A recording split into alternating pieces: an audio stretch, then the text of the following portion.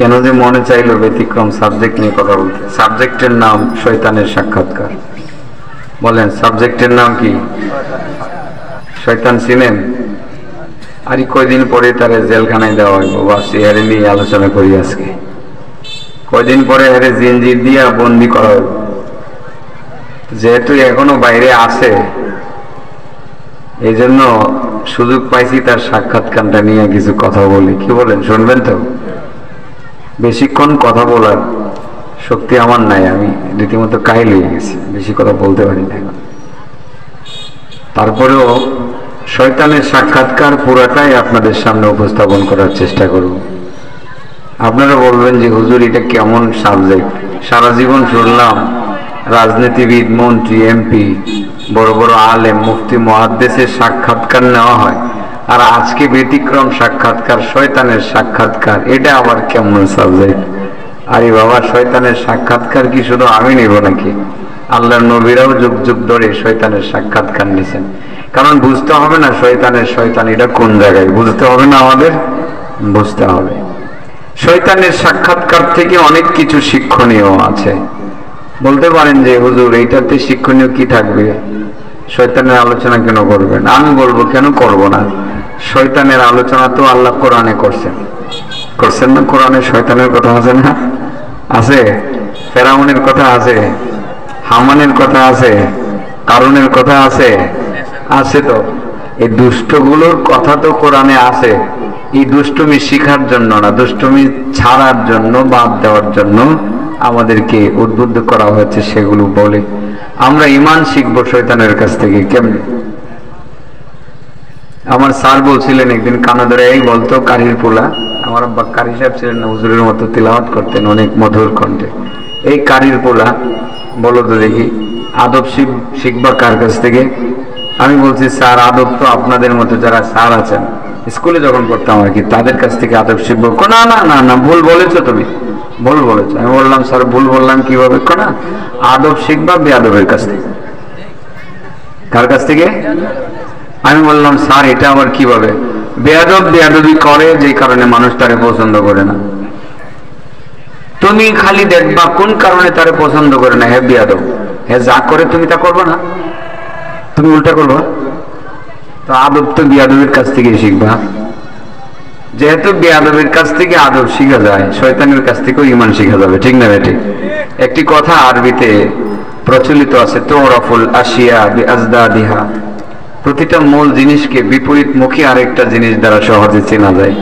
তো যদি শয়তানি বুঝি, আমরা ইমানদারিও বুঝবো। ঠিক আছে না? ঠিক উল্টাটা হলো ইমানদারি। ঠিক না বেঠিক? তাহলে সাবজেক্টের নাম কি বলেন? শয়তানের সাক্ষাৎকার। গুরুত্বপূর্ণ কিছু নির্দেশনা আছে বাবা, অনেক গুরুত্বপূর্ণ কথা এখানে আছে, অনেক গুরুত্বপূর্ণ কথা।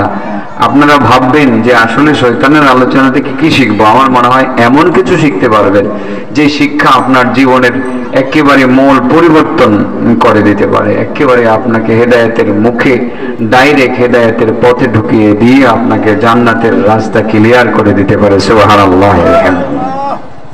শয়তানের সাক্ষাৎকারটা আসলে মুসা নবীও নিয়েছেন, অনেক নবী, ঈসা নবীও একবার শয়তানের সাক্ষাৎকার নিয়েছেন, মুসা নবীও নিয়েছেন। শয়তানের সাক্ষাৎকার অনেক নবী রাসূল নিয়েছেন। তবে আমি একজন মুরব্বির ঘটনা বলে শয়তানের সাক্ষাৎকারটা বলবো। ওয়াহাব ইবনে মুনাব্বিহ, ওনার সূত্রে মূলত এই শয়তানের সাক্ষাৎকারটা লিখেছেন বিখ্যাত গ্রন্থকার আপনার আবুল্লাহ সামারকান্দি রাহমাতুল্লাহ আলাইহি, তামবিহুল গাফিলিনের লেখক। উনি ওয়াহাব ইবনে মুনাব্বিহের রেফারেন্সে, ওয়াহাব ইবনে মুনাব্বিহ চারটিখানি কথা না, বিশ্ববিখ্যাত হাদিস বিশারদ।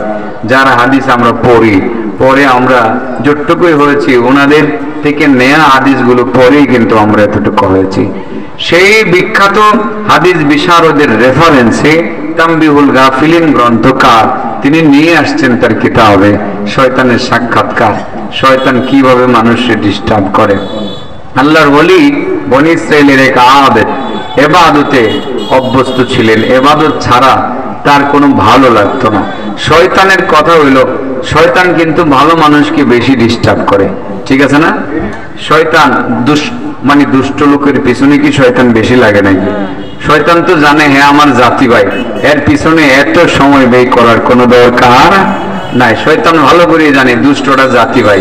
এই জন্য শয়তান কাজ করে কিন্তু বেশি আমাদের পিছনে লাগিয়ে থাকে বেশি।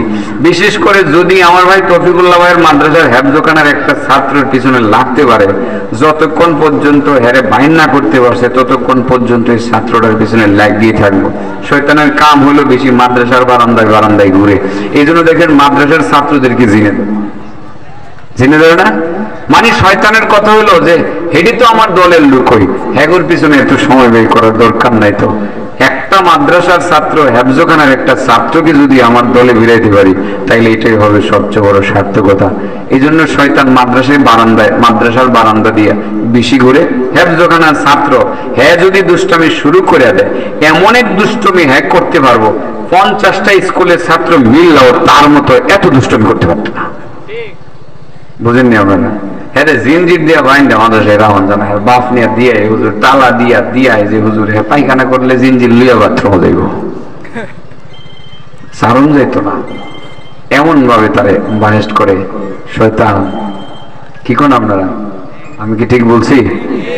আর এখানে যাওয়ার দরকার নাই তো ওই জায়গাতে, কারণ দলের লোক অভাব নেই।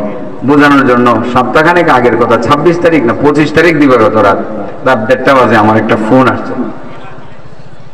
আমাকে একজনে ফোন দিল 1:30 বাজে। আমি বললাম এত রাত্রে ফোন দিলেন, জানি 1:30টার পরে আপনি ফ্রি, এর আগে আপনার মোবাইলে পাওয়া যায় না। আসলে সেটাই ঠিক। এখন মাহফিলের চাপ কমতেছে, তখন তো এই আরো 1 সপ্তাহ আগে মাহফিলের চাপ বেশি ছিল না? বেশি ছিল।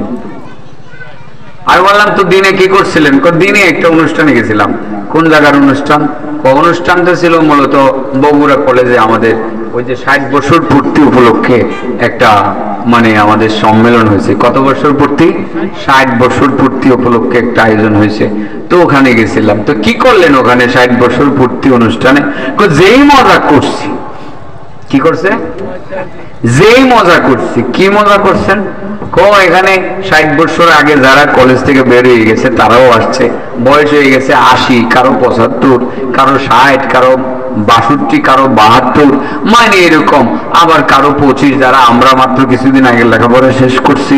সবাই জোয়ান বুড়া বুড়ি করা যা আছে সব একবারে মিলে একাকার।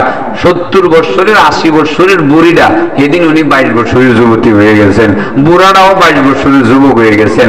আমরা এই 60 বছর পূর্তি একটা অনুষ্ঠান করছি। তো কি অনুষ্ঠান করছেন? যে আমরা দুপুরবেলা একসাথে কাচ্চি বিরিয়ানি খাইছি, খাইয়া পরে একসাথে বুড়া বুড়ি যা আছে সমানে নাচছি আর ডান্স দিছি। কি করছে? পরে আমি হাইসা কই, তাহলে শয়তান কলেজে যাইতো কেন? শয়তানের তো এখানে যাওয়ার দরকার নাই। শয়তান তো আগে চাবি ওখানে দিয়ে দিছে। এই কলেজের শুরু থেকে শয়তান ওখানে কাজ করছে।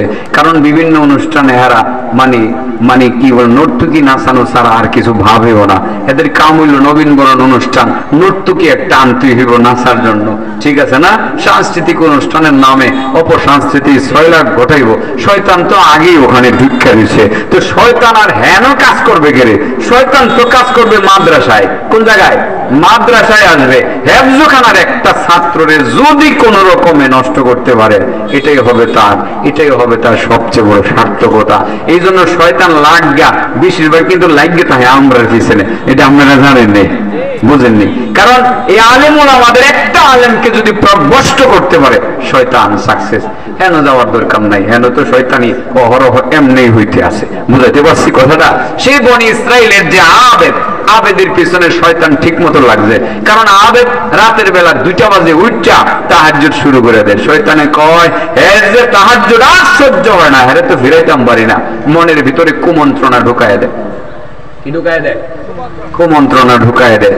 যখন কুমন্ত্রণা ঢুকায় দেওয়ার লগে লগে আল্লাহর ওলি কয় আউযু বিল্লাহি মিনাশ শাইতানির রাজিম।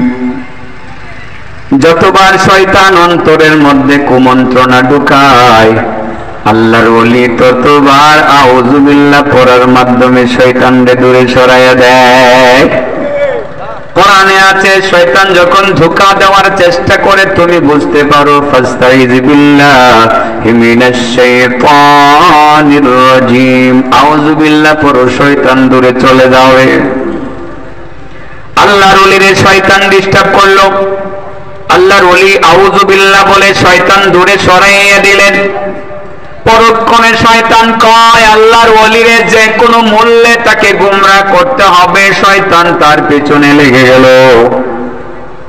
আল্লাহর ওলি যখন মসজিদে যায়, যাওয়ার সময় শয়তান কয় তার মনের ভিতরে ঢুকা আর তারে ধোঁকা দিতে পারতেছি না, এখন বাহ্যিক একটা অবস্থা সৃষ্টি করে তারে ভয় দেখাইতে হবে। আল্লাহর ওলি যখন মসজিদে যায় অন্ধকার রাত্রে, আগে কিন্তু রাস্তার মধ্যে এরকম লাইটিং এর ব্যবস্থা ছিল না। পৌরসভাতে এখন লাইটিং এর ব্যবস্থা আছে, ইউনিয়ন পরিষদের বিভিন্ন এলাকাতে এখন আপনার সৌর বিদ্যুতের ব্যবস্থা আছে, কিন্তু একটা সময় এইরকম সৌর বিদ্যুতের ব্যবস্থা ছিল না, লাইটিং এর ব্যবস্থা ছিল না। আল্লাহর ওলি যখন মসজিদে যায়, রাস্তার মধ্যে বিশাল বড় বড় বাঘ ভাল্লুক হইয়া দাঁড়ায় থাকে, হুঙ্কার দেয়। আল্লাহর ওলি জিকির করতে করতে যায়, লা ইলাহা ইল্লাল্লাহ, লা ইলাহা ইল্লাল্লাহ, লা ইলাহা ইল্লাল্লাহ, লা ইলাহা ইল্লাল্লাহ। শয়তান আর টিকতে না, পারলাম না রে, বাঘ হইয়াও পারলাম না, সিংহ হইয়া পারলাম না, কারণ জিকিরের আওয়াজ শুনলেই তো শয়তান পালায়, বুঝছেন না? আল্লাহর ওলি এবার জিকির করে শয়তানকে দূর করলো। শয়তানে পারলাম না রে, পারলাম না, অনেক চেষ্টা করলাম, চারটা পাঁচটা পদ্ধতি অবলম্বন করেও তাকে গোমরাহ করতে পারলাম না, অন্য পথ অবলম্বন করতে হবে। এবার যখন পারল না, আল্লাহর ওলি যখন নামাজে দাঁড়ায় গেলেন, শয়তান কয় নামাজের ভিতরে তারে সাইজ করতে হবে। সাপের আকৃতি ধারণ করিয়া আল্লাহর ওলির পায়ের মধ্যে পেঁচাইয়া ধরল, পেঁচাইয়া ধরে একেবারে তিনি যখন সোজা হয়ে দাঁড়াইলেন, মাথা বরাবর ফানা ধরল, সবল দেওয়ার ভাব ধরল। আল্লাহর ওলি কয় না না না, আমি নামাজ ছাড়বো না। তিনি নামাজ চালাইয়ে গেলেন, সুবহানাল্লাহ। রুকুতে গেলেন, মুখ বরাবর আইসা ফানা ধরল, সবল দিবে। আল্লাহর ওলি নামাজ ছাড়ে না। বাবাজি, আমাদের সামনে নামাজে সাপ আইলে কেমন লাগলো? হ্যাঁ, নামাজ ছেড়ে দৌড় দিলাম। আরে আমি তো এরকম অবস্থা পড়ছিলাম, একবার বলবো? হ্যাঁ, 92-93 সনে মনে হয়, আমি যখন ঢাকায় লেখাপড়া করি। আগে কিন্তু আপনার আমাদের এই যে আমার গ্রামের বাড়িটা তো আপনারা জানেন সরাইলে, আমি এখন নরসিংদীতে সেটেল। সবসময় কিন্তু ছোট বড় একটা বন্যা হইতো, পানি কিন্তু হইতোই। আমাদের বাড়ি থেকে মসজিদে বর্ষাকালে আমরা হেঁটে যেতে পারতাম না, হয়তো নৌকা নালে সাঁতরে যেতাম। নৌকা সবসময় পাইতাম না, বাপ বেটা সাঁতরে চলে যেতাম অনেক দূরে, প্রায় সাঁতরে যাইতেও 10-15 মিনিট সময় লেগে যেত। আমি আর আমার আব্বা দুইজনে সাঁতরে যেতাম মসজিদে। ইমাম সাহেব যখন দেখতো যে আমি ঢাকা থেকে ছুটিতে গেছি, ইমাম সাহেব কইতো যে কয়দিনের জন্য আসছো? 5 দিন থাক, তাহলে আমি বাড়িতে যাই। উনি যেত বাড়ি। ইমামতিটা আমার কান্ড, 92 সন থেকে ইমামতি খতিবগিরি করি আসলে মূলত। পরে আপনার জোহরের নামাজের সময় সাতটায় গেছি, মসজিদ তো কাঁচা, টিনের ঘর, ফ্লোর পাকা হয় নাই, চাটাই আছে না, চাটাই বিছিয়ে নামাজ পড়ি। মিম্বারটা কাঠের ঠিকই, কিন্তু এটা কোন রকমে বানানো, ফাঁক ফুক আছে, এই ফিনিশিং নাই, কাঠ দিয়ে সমানে লোহা দিয়ে ভিড়াইয়া বাইরে বানাইয়া থুইছে আর কি, কোনো ফিনিশিং নাই। এরকম স্টেজ যেমন বানাইছি এরকম। মিম্বারের ভিতরে কি আছে সব দেখা যায়, কাঠের ফাঁক ফুক আছে না, ফাঁক ফুক আছে, মাটির মধ্যে মিম্বার। আর মসজিদের ফ্লোর কোন কোন জায়গা দিয়ে ফাঁকা ফুকা আছে, ফাইটা ফুইটা গেছে, পানি চতুর্দিকে কলকল কলকল করে, ইন্দুরের গাতা আছে, সবকিছু মিলাইয়া। মানে এখন তো আগের মতো, আগে আর এখন তো আর একরকম হবে না, তাই না? নামাজে দাঁড়াইছি, দিই সামনে মিম্বারের সামনে, মিম্বারের ভিতরে বইলা মোড়া সাপ একটা বই দিছে। এখন তো নামাজ ছাড়ারও বড় নাই, ভয় কিন্তু ভিতরে ঢুকছে। আবার মনে মনে কই যে এটা তো লড়ে চড়ে না, যেহেতু লড়ে না দেখি কোন রকম নামাজটা শেষ করতে পারি। দৌড় দিবার ভাও হইতাছে, তবে যদি মনে করেন ইমামতি না থাকতাম, একা একা পড়তাম, তাইলে মনে হয় দৌড় একটা দিয়ে নিতাম। ভাব সবটা এরকম ছিল, জানি না তখন কি করতাম, ভাব সবটা এরকমই ছিল আর কি। চিন্তা করলাম সাপ যেহেতু লড়ে না, কোন রকমে আস্তে আস্তে তাকবীর দিয়া নামাজটা শেষ করতে পারি।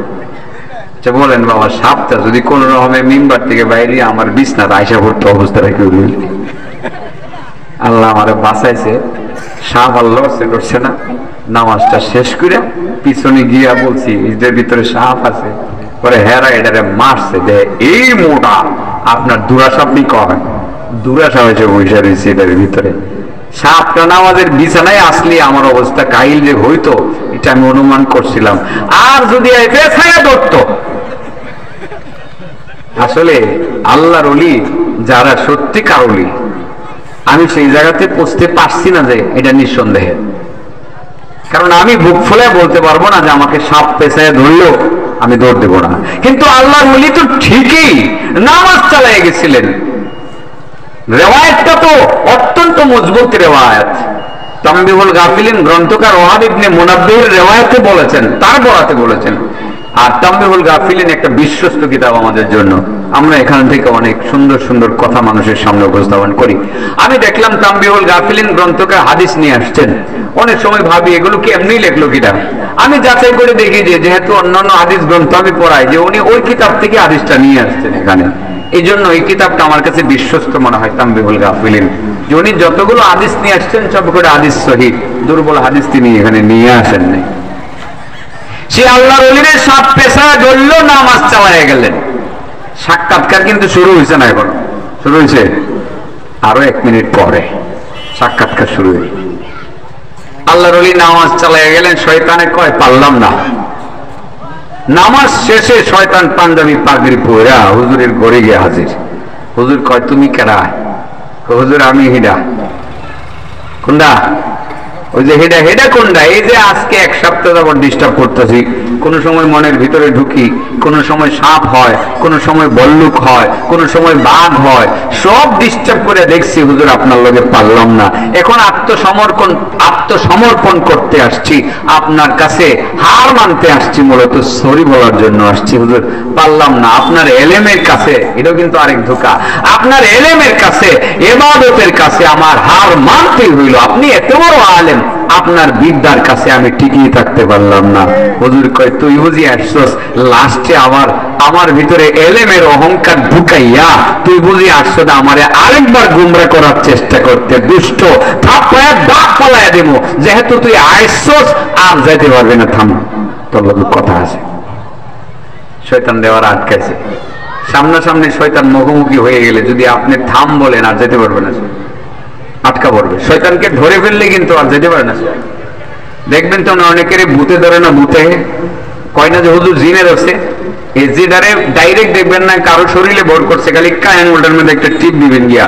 আর ভাব সাপটা একটু আপনাদের কি কবিরাজিটা শিখিয়ে দিয়ে যায়, আর হুজুরের কাছে যাওয়ার দরকার পড়বে না আপনার। ভাব সাপ দেখাইবেন যে আপনি মেরে নেবেন, তুই আইসস কোথেকে আইসস। সূরা নাসটা পড়ে নাকি মুখে 2-3টা ফু দিবেন, বা আয়াতুল কুরসি পড়ে ফু দিবেন।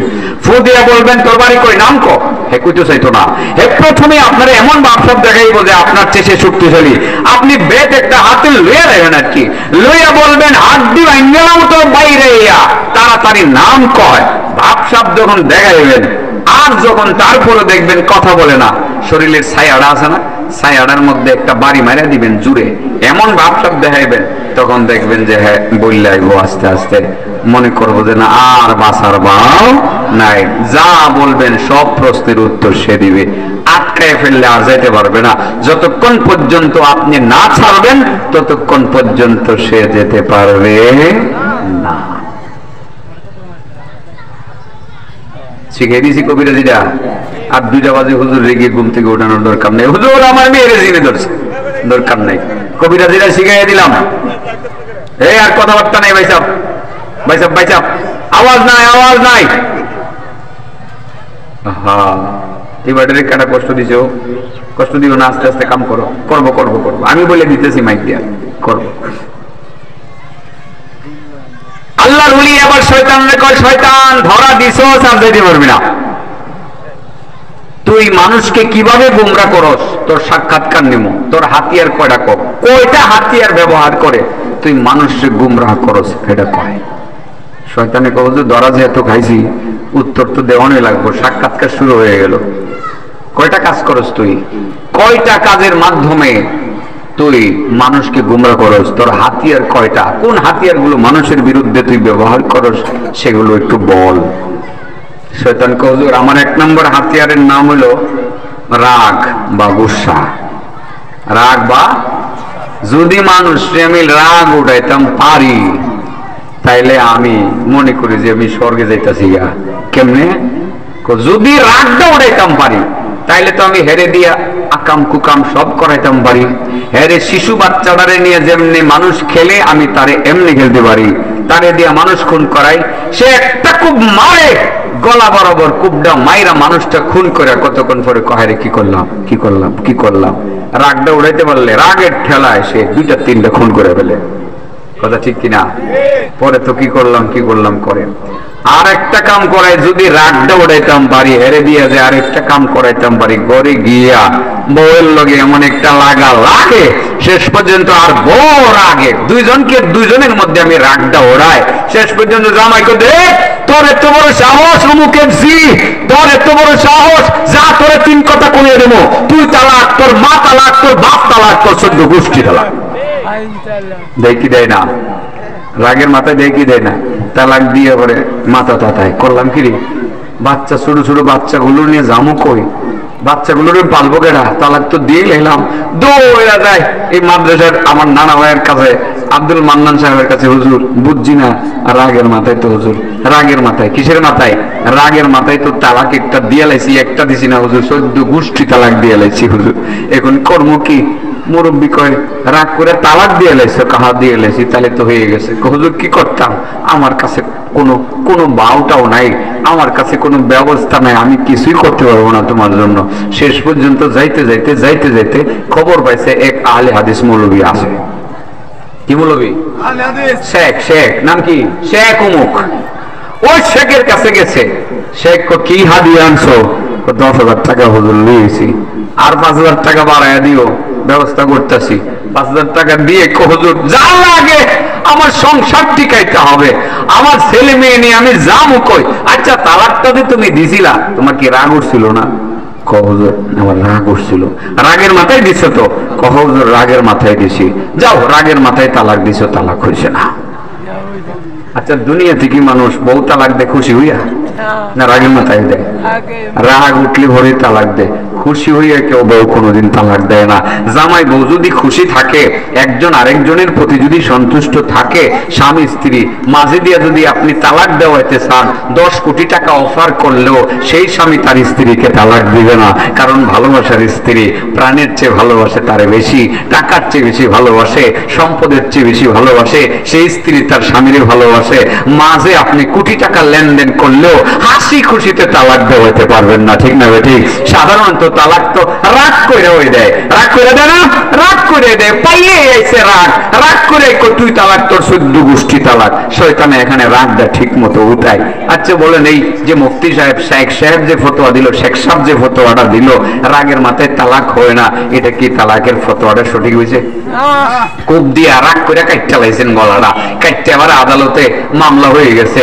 আপনার উকিল গিয়ে বলল, মাননীয় আদালত আমার মক্কেল কূপ দিয়েছে ঠিকই, কিন্তু রাগ করে দিছে, তাড়াতাড়ি জামিন দিয়ে দেন।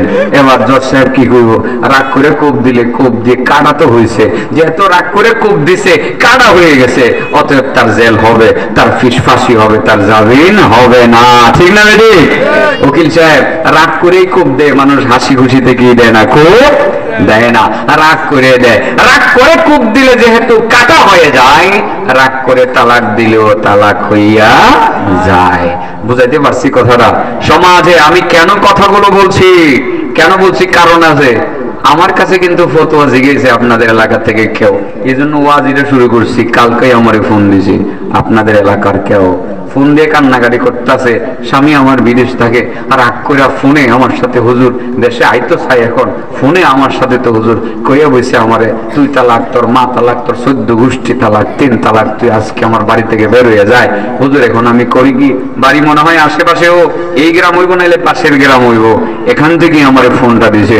আমি পরিচয় জানার চেষ্টা করি নাই, এতটুকুই বলছি যে হুজুর আমার বাড়ি আগরপুর বাস স্ট্যান্ডের কাছেই, আপনি বহু মাহফিলে আসেন, হুজুর দয়া করে আমারে যদি একটা সলিউশন দিতেন।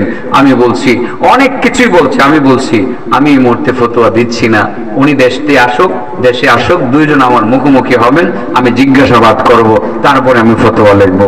এর আগে লিখবো না স্পর্শকাতর বিষয়। সুযোগ থাকলে সংসার টিকবে, না থাকলে সংসার টিকবে না।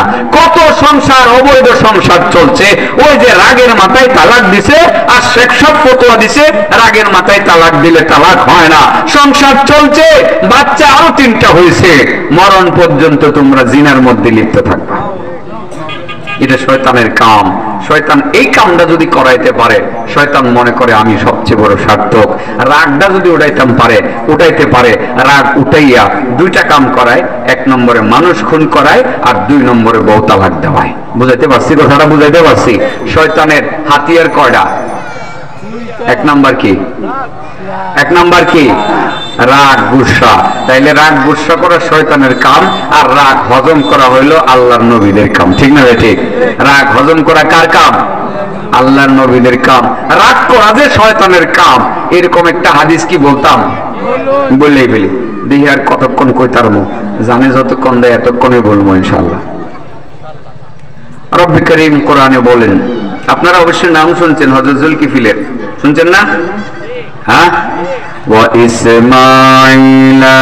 وإسماعيل وإدريس وذا الكفل كل من الصابرين وأدخلناهم في رحمتنا إنهم من الصالحين।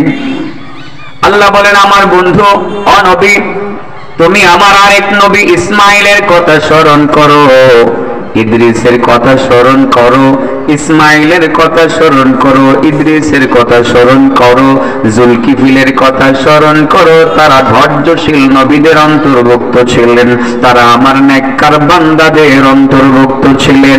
ও নবী, জুলকিফিল আমার নবী, ইসমাইল যেমন নবী, যেই ক্যাটাগরির নবী, জুলকিফিল আমার সেই ক্যাটাগরির নবী। হযরতে ইদ্রিস যেই ক্যাটাগরির নবী, হযরতে জুলকিফিল সেই ক্যাটাগরির নবী। এই 3 জনের প্রশংসা আল্লাহ কোরআনুল কারীমে করেছেন। আল্লাহ বলেন, আমার বন্ধু হাবিব, আমার হাবিব মুহাম্মদ, তুমি ইসমাইলের কথা স্মরণ করো, তুমি ইদ্রিসের কথা স্মরণ করো, তুমি জুলকিফিলের কথা স্মরণ করো। তারা 3 জনে বড় ধৈর্যশীল বান্দা ছিলেন, তারা ছিলেন আমার নেককার বান্দাদের অন্তর্ভুক্ত। জুলকিফিল নিয়ে কিছু কথা বলবো। শয়তানের হাতিয়ার কয়টাও? 1 নম্বর কি? রাগ। বাড়াইতে হইব না হজম করতে হইব? রাগ সৃষ্টি করা শয়তানের কাম, হজম করা নবীদের কাম। বোঝানোর জন্য গল্প আরেকটা বলেই ফেলি। ভাবছিলাম যে 7:15টার ভিতরে সাইরা দিব, এখন মনে হয় যে যেমন যুদ্ধ যেমন যায় তেমনই ভাই সাহেব, যুদ্ধ যেমন যান আলেমুল আমার অভাব নাই। আজকে তো আলহামদুলিল্লাহ বক্তা একজনের থেকে আরেকজন সরস। বক্তাদের মধ্যে তো 1, 2, 3, আমি আজকে সিরিয়ালে 6 নম্বর। তার মানে বোঝা গেল আমার চেয়ে পাওয়ারফুল উপরে আরো 3 জন আজকে আছে। আপনারা তো আর শুনতে শুনতে কাইলিয়ে যাবেন আজকে ইনশাআল্লাহ। কি করেন, শুনতেন না? জুলকিফিলের কথা বলি। হযরতে আল-ইয়াসা একজন নবী ছিলেন। আল-ইয়াসা, ইলিয়াস না কিন্তু আল-ইয়াসা। তিনি যখন বয়স্ক হয়ে গেলেন, নানার মতো বুড়া হয়ে গেলেন, আল্লাহর কাছে বলেন, আল্লাহ আর তো বাঁচতাম না বেশি দিন, আমার নিয়ে যাইবা, আমার পরে যে নবী কে হবে এটা আমি জীবিত থাকতে একটু দেখা যাইতাম, মনেরটাকে সান্ত্বনা দিতাম যে আমার পরে উনি আমার এই এলাকার নবী হবে। আল্লাহ কয়, ঠিক আছে, তোমার দোয়াটা কবুল করে নেবো ইনশাআল্লাহ, আমি কবুল করে নেব। রব্বি করিম বলেন শর্ত আছে, তুমি একটা কাজ করো, তোমার উম্মতগণকে ডেকে বলো উম্মতের মধ্যে যারা 3টা শর্ত পালন করবে। কটা শর্ত? 3টা শর্ত পালন করবে। সবার আগে এই 3টা শর্ত পালন করার অঙ্গীকার করবে, আমি কথা দিলাম তাকে নবী বানিয়ে দিব। কটা শর্ত? 3টা শর্ত। 3টা শর্ত কি? 1 নাম্বার, সারাদিন নামাজ পড়তে, রোজা রাখতে হবে। সারাদিন কি করতে হবে? রোজা রাখতে হবে। 2 নাম্বার, সারা রাত নামাজ পড়তে হবে। 3 নাম্বার, রাগ গুসা করা যাবে না। শর্ত কটা হইলো? হ্যাঁ, আরে আমি তো সময়ের লোকে মিলাই ইউজ করতেছি, দেখবেন এই সিজনের সাবজেক্ট এটা হুবহু মিলে গেছে আর কি। প্রথম ভাবছেন শয়তানের সাক্ষাৎকার, সাবজেক্ট না জানি কি, লাস্টে দেখবেন এটা যে সবগুলো লোকে মিলে গেছে, একেবারে সব মিলে গেছে। 1 নাম্বার, সারাদিন রোজা রাখতে হবে। 2 নাম্বার, সারা রাত নামাজ পড়তে হবে। 3 নাম্বার, রাগ গুসা করা যাবে না। হযরত আলিয়াসা উম্মতকে দেখে বললেন, এই উম্মতের দল, আল্লাহ তো নবী আমি জীবিত থাকতেই একজন বানাইবো তোমাদের মধ্য থেকে, যে সবার আগে স্বীকারোক্তি দিতে পারবা, রাজি থাকবা, 3টা শর্ত মানার অঙ্গীকার করতে পারবা, আল্লাহ নবী বানায় দিবে। 1 নম্বর, সারাদিন নামাজ পড়তে হবে, রোজা রাখতে হবে। 2 নম্বর, সারা রাত নামাজ পড়তে হবে। 3 নম্বর, রাগ গুসা করা যাবে না, কেউ খাবে না। সারাদিন রোজা, চারটিখানি কথা, কষ্ট না? রোজার মাস আসতেছে না? আসতেছে না?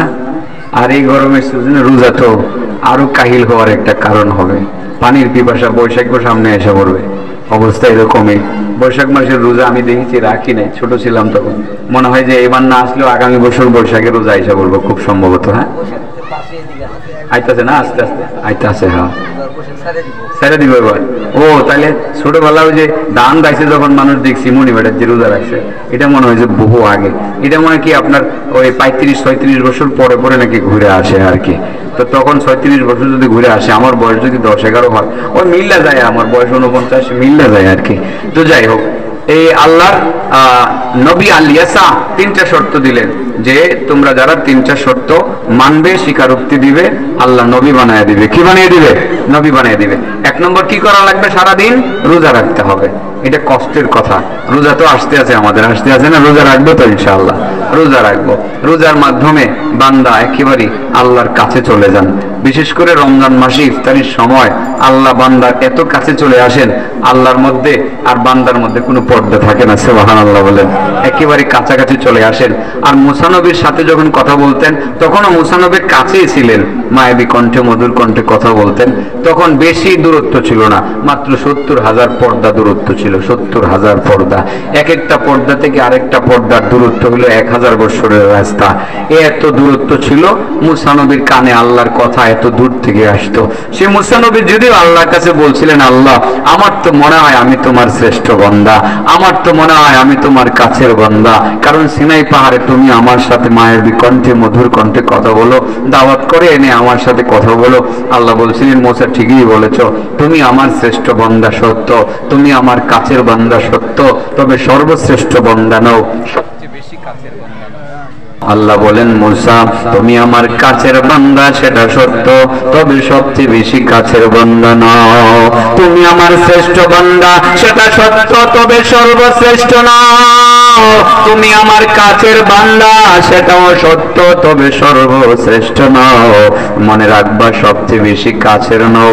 আখিরি জামানায় আমার এক নবী আসবে, নবীর উপরে রমজান মাসে আমি একটা কিতাব নাজিল করব, কিতাবের নাম হবে আল কোরআনুল কারীম। আমার নবী রমজান মাসে কোরআন তিলাওয়াত করবে, রোজা রাখবে। আমার নবীর উম্মতেরা রমজান মাসে কোরআন তিলাওয়াত করবে, রোজা রাখবে। ও মুসা, আমি যখন সিনাই পাহাড়ে তোমার সাথে মায়াবী কণ্ঠে, মধুর কণ্ঠে কথা বলি, আমার মধ্যে তোমার মধ্যে 70,000 পর্দা কাজ করে। 70,000 পর্দা ডিঙ্গাইয়া আমার জবানের আওয়াজ তোমার কানে লাগে।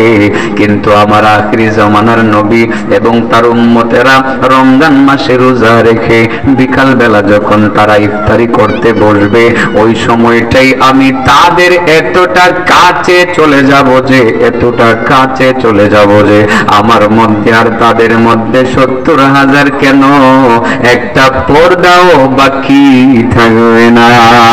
সুবহানাল্লাহ। এই রমজান মাসের রোজা আমরা রাখবো কি রাখবো না? সে আলিয়াসা তার উম্মতকে 3টা শর্ত দিলেন, সারাদিন রোজা রাখতে হবে, সারা রাত নামাজ পড়তে হবে, রাগ গুসা করা যাবে না।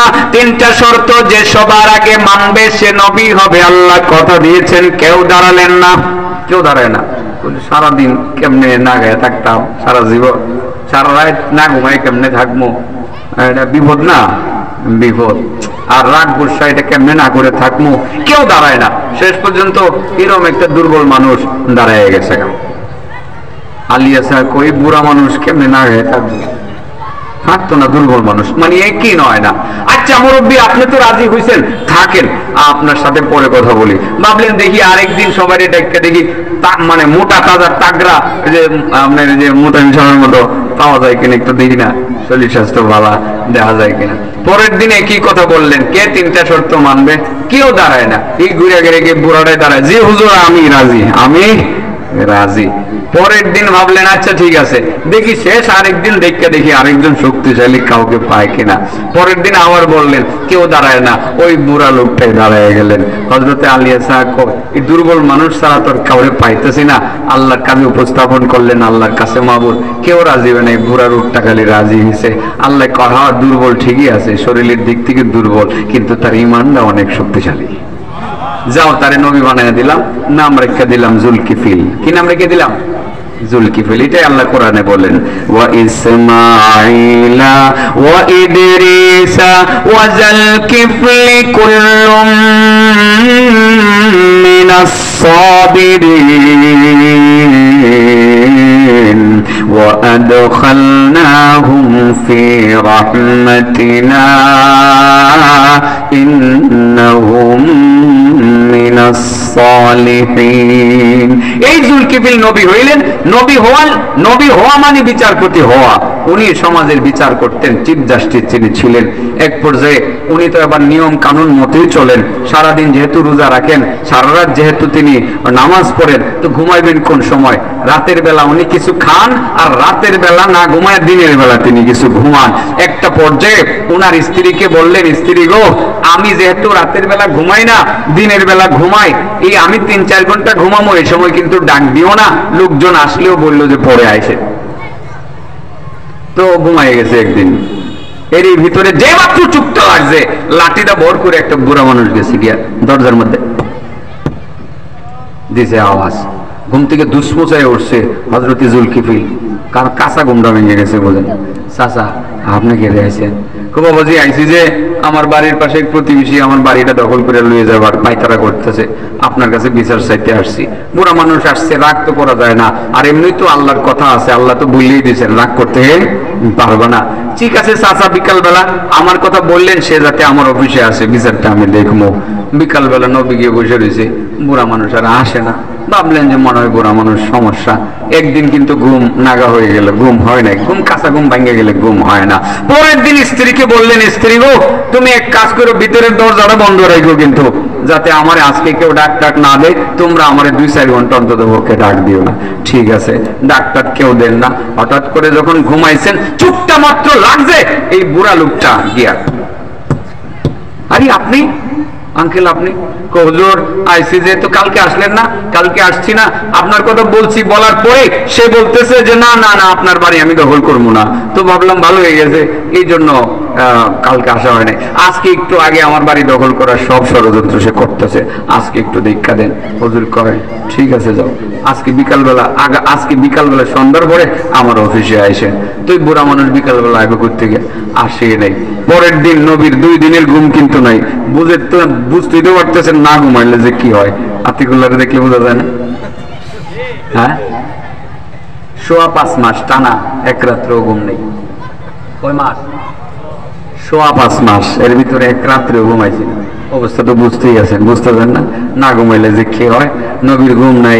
নবী এবার চিন্তা করলেন যে আচ্ছা ঠিক আছে আজকে আইসেন, আসলো না। পরের দিন আর কত না ঘুমায় থাকবো, ঘুমাইছে। স্ত্রীকে বলছে, স্ত্রী বাহিরের দরজা বন্ধ করো, সব দরজা বন্ধ করে দাও, আজকে আমার যাতে কেউ না ঢুকতে পারে। ও ঠিক আছে, সব দরজার মধ্যে তালা একটা একটা করে লাগায়া নবীরে ঘুম ভরাইছে। যেই মাত্র ঘুমটা ছাড়ছে, এই মাত্রই ঘরের ভিতরে আইসা বুইরা ঢুকিয়া লাঠি বর করে আইসা হুজুর আরে আপনাকে না কালকে বললাম আসার জন্য। আরে কালকে হুজুর আসতে চাইছিলাম, কিন্তু ওই লোকটা যখন বললাম আপনার কাছে আসতে হবে, সে বলে আমার বাড়ি নাকি দখল করবে না, এখন আমার বাড়ি অলরেডি দখল করে ফেলতেছে। হযরতে জুলকিফিল কয় ঢুকলো কোন দিক দিয়ে? স্ত্রীর কয় তালা লাগাইছো না? সব লাগাইছি। তো লাগাইলো তুই দেখ ঢুকলো কেমনে? জুলকিফিল বুঝছে এটা তো শয়তান এনে। তোমার বাড়ি কই? তুমি কি শয়তান? ধরা খাইছিনি? এবার খাইছিনি ধরা? জি আমি শয়তান। তো তুমি কে রে এনো আইসো? হুজুর আসলে ধরা খাইছি, এখন তো জবাব দেওয়ান লাগবো, জবাব দেওয়া ছাড়া পাও নাই। হুজুর আজকে বহুদিন যাবত চেষ্টা করতেছি, ভাবছিলাম আপনার নামাজে ডিস্টার্ব করবো, পারি না নামাজে ডিস্টার্ব করতে। ভাবছিলাম আপনার রোজাতে ডিস্টার্ব করবো, সেটাও পারি না। ভাবলাম এবার আমার একটা হাতিয়ার আছে, রাগ গুসা, এটা ব্যবহার করে দেখি আপনার একটু আপনারে ডিস্টার্ব করতে পারি কিনা। আমার যে হাতিয়ারটা রাগ গুসা, চাইছিলাম 3 দিন ঘুমে ডিস্টার্ব করে একটু রাগ উঠাইতাম আপনারে। হুজুর হ্যাঁ পারলাম না হুজুর, দুঃখিত, মাফ করে দেন, আমি গেলাম। তার মানে রাগ সৃষ্টি করা শয়তানের কাজ, আর রাগ হজম করা কার কাজ? নবীদের কাজ। আল্লাহ সেই জন্য বলেন ওয়াল কাযিমিনাল গায়য ওয়াল আফিনা আনিন নাস ওয়াল্লাহু ইউহিব্বুল মুহসিনিন। যারা রাগ গুসা দমন করে, মানুষকে ক্ষমা করে দেয়, এইসব ভালো কাজ যারা করে, আল্লাহ তাদেরকে খুব বেশি ভালোবাসেন। তাইলে রাগ হজম করলে আল্লাহ ভালোবাসেন, ঠিক না ঠিক? আর রাগ সৃষ্টি করা কার কাজ? সেই বনি ইসরাইলের আবেদ শয়তানকে বলছিলেন, শয়তান তোর কয়টা হাতিয়ার আছে, যে হাতিয়ার গুলো দিয়ে তুই মানুষকে গুমরা করস?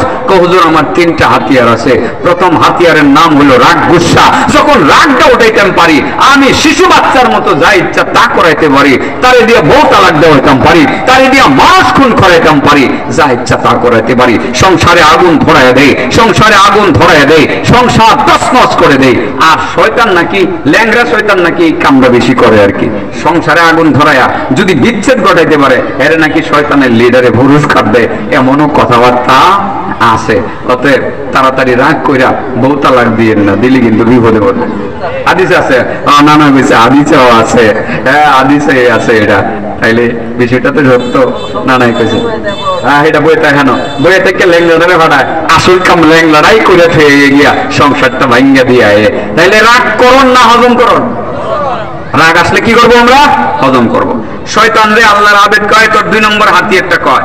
আমার 2 নম্বর হাতিয়ারের নাম হলো কৃপণতা। আমি যদি মানুষের কৃপণ বানাইতাম পারি, তাইলে মোটামুটি আমি এই রোডে বেশি সাকসেসফুল হইতে পারি, যথেষ্ট সাকসেসফুল হইতে পারি। কেমনে? যখন আমি কৃপণ বানাই কিভাবে হুজুর? সেটা হলো যে আমি তার সামনে যত সম্পদ আছে, সম্পদ গুলোকে আমি কমায় কমায় দেখাই, কমায় দেখাই। 10 কোটি টাকার মালিক হইলো, সে এটারে কম দেখে চিন্তা করে এটা আমার চলবে না, আরো লাগবো। খায় না, খায় না, খাওয়ায় না, খায় না, খাওয়ায় না, আরো লাগবে, আরো লাগবে। আরো বেশি কামাই করার জন্য সুদের ব্যবসা করে, আরো বেশি কামাই করার জন্য ঘুষ বাণিজ্য করে, আরো বেশি কামাই করার জন্য মানুষের জমিন দখল করে, আরো বেশি কামাই করার জন্য মিথ্যা বলে কামাই করে, আরো বেশি কামাই করার জন্য ভেজাল করে, আরো বেশি কামাই করার জন্য ধোঁকাবাজির ব্যবসা করে। কারণ 10 কোটি হইলে আরো 10 লাগবো, আরো 20 লাগবো, আরো 30 লাগবো। এইভাবে কৃপণের সামনে আমি তার সম্পদ কমায় কমায় দেখাই। 10 কোটি থাকলেও তার কাছে মনে হয় এগুলো তার জন্য যথেষ্ট না, আরো লাগবে। খায় না, খাওয়ায় না। স্ত্রী যদি কয়েকটা রুই মাছ খাইলেন গো স্বামী, আরে এখনই গিয়েছেন রুই মাছ খাইতা, এই সম্পদ সব ধ্বংস করে নেবে তুমি, পাঙ্গাস মাছ একটা কিনে লুই। কথা বলছেন না? কৃপণতা। মনে রাখবেন যারা কৃপণ তারা কিন্তু জান্নাতে যাবে না। আল্লাহর হাতের লাগানো জান্নাতের সুবিশাল বৃক্ষের ছায়ার নিচে কৃপণরা যাইতে পারবে না। আর আল্লাহ তো কোরআনে বলছেনই, ওয়াইলুল লিকুল্লি হুমাযাতিল লুমাযা আল্লাযী জামা মালাহু ওয়া আদ্দাদা ইয়াহসাবু আন্না মালাহু أخلد كلا لينبذن في الحطمة وما أدراك ما الحطمة نار الله الموقدة التي تطلع على الأفئدة إنها عليهم في عمد মুমাদ্দাদা। আল্লাহ বলেন হুমাজা, লুমাজা আর হেডা এই ত্রিপন্ডা, এই তিনটা দুজকে যাইব। হুমাজা যে মানুষের গীবত করে অগোচরে, লুমাজা যে সামনে সামনে দুষ বলে কষ্ট দেওয়ার জন্য, শুধরানোর জন্য না। আর হেডা তিন নম্বরটা, এটা হলো যে মাল খালি জমা করে আর খালি গনে 1 কোটি হয়েছে 2 কোটি হয়েছে পরে খামো না, এখন খাইতাম না, খাওয়াইতাম না। 3 নম্বর ওই কৃপন্ডা, এই কৃপন্ডা জান্নাতে যাবে না। শয়তানের হাতিয়ার কয়টা? 3টা। 1 নম্বর রাগ সৃষ্টি করা, 2 নম্বর মানুষকে কৃপণতার দিকে ধাবিত করা, এটা 2 নম্বর। 3 নম্বরটা বলে ফেলতাম, বলার জন্য গল্প বলতে হইব। রাগ করো না কিন্তু যুবকরা, রাগ করো না। এটা এই যে আপনাদের এলাকাতে কটিয়াদি কাছে না, কটিয়াদি কাছে না, এই কটিয়াদির পূর্বে একটা গ্রাম মানিকখালী আছে না, মানিকখালীর পরে বাট্টা আছে না, বাট্টা। কিশোরগঞ্জ থেকে গতবার মাহফিলি সিজনের কথা বলছি, বয়ান করে বাট্টা ঢুকতেছি, রাস্তার মধ্যে আপনার গেছি ভরে রাত 11:30 বাজে, সামনে দেখি যে এক মোটা লুক আইসা আমার গাড়ির সামনে এইভাবে আপ্পাদা করে ওরা, আমি থেমে গেছি, ভাবলাম এটা তো গাড়ির নিচে পড়বো। আর ডাকাতদের সামনে এইভাবে পড়তো না। প্রথম ভাবছি ডাকাত কিনা, ভিতরে একটু কাঁপুনি শুরু হয়ে গেছে। ডান দিকে তাকিয়ে দেখি যে না, ছেলে মেয়ে, নারী পুরুষ অনেকে আছে। ভাবলাম যে থেমে যাই, থামছি, পরে গ্লাস খুলছি আমি, কি হয়েছে আপনাদের? পরে একজন এসে উকি ঝুঁকি দিয়ে গাড়ির ভিতরে একটু কায়া দেখে যে না, কেউ নাই, তাদের পরিচিত কেউ নাই। কোনা না, এখানে নাই, নাই নাই, এখানে নেই, ছেড়ে দেন। পরে যে গাড়ির সামনে দাঁড়িয়েছিল চোখ মুখ লাল হয়ে গেছে। পরে গেলাম, সামনে গেছি, সামনে গিয়ে একজন জিজ্ঞেস কি ওখানে কি আমার গাড়ি আটকাইলো, যে একটু যা করলো আমার, কয় হুজুর কারণ আছে। কি কারণ? কয়েক লোক বিদেশ থেকে আসতেছে।